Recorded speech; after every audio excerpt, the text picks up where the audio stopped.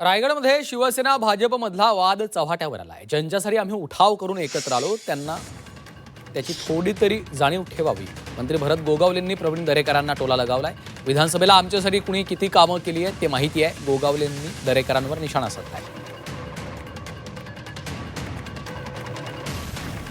जायचं बोललं तर एसटी भेटली तर बरी, नाहीतर मग जायचं कसं आणि ह्यांना शोधायचं कुठं आपण.